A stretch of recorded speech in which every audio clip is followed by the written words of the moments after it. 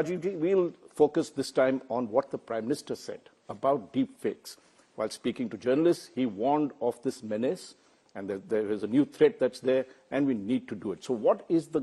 Firstly, let's look at the threat itself. What is the extent of this threat, and why should we be worried?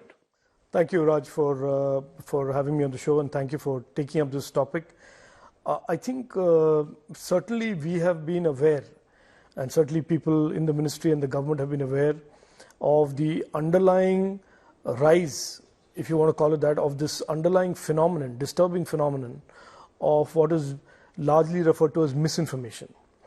The ability to weaponize misinformation, disinformation, false information with the objective of creating unrest, of the objective of creating a fake narrative. And this has been something that we have spotted quite some years ago, and the Honorable Prime Minister had talked about this, and we had made it the government's mission to ensure that our policies are all aimed at creating a safe and trusted and accountable internet. So safety and trust of the internet has become now an issue that people are aware of because of all the harms, cyber crimes and all of that, that have in a sense turned on its head the earlier narrative that internet and technology was all about good. Right.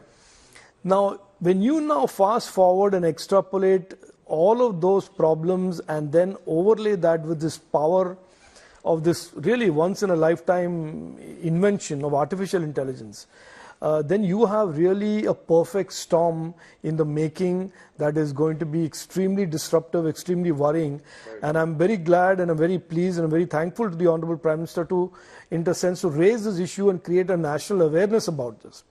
Because a lot of us in the tech space are aware of this. A lot of us in the ministry are aware of this.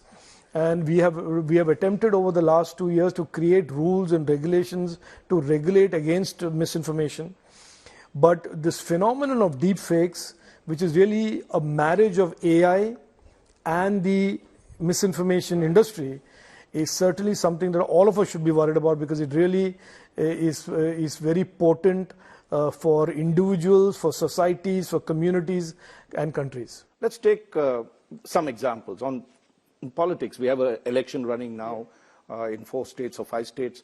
What is the dangers, and as we get to the general election 2024, which will be the big one, what are the dangers that deepfake will pose to political parties? No, look, the misinformation in itself poses a big challenge to the democratic process, to an open and free election, and that has been seen in the Brexit vote, where Facebook was weaponized by some people to create misinformation and targeted misinformation. And now in the world of AI and the world of deepfakes are the manifestation of misinformation using AI. Right. So first of all, that is the definition. Deepfakes imply a very, very dangerous way of misleading people who are increasingly consuming only video with YouTube and your own websites and all of that, where video consumption has become almost the norm. Now you imagine if I put a video of Raj Chengappa, very authentic video, but Raj Chengappa is saying something very communal, very insightful, very wrong. God forbid, I'm not...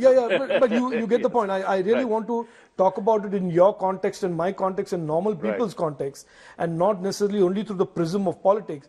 Because if you are saying something wrong or foul-mouthed about somebody, and that person consumes it without any understanding of whether this is genuine or there is even a propensity of it being fake, can you imagine the reaction?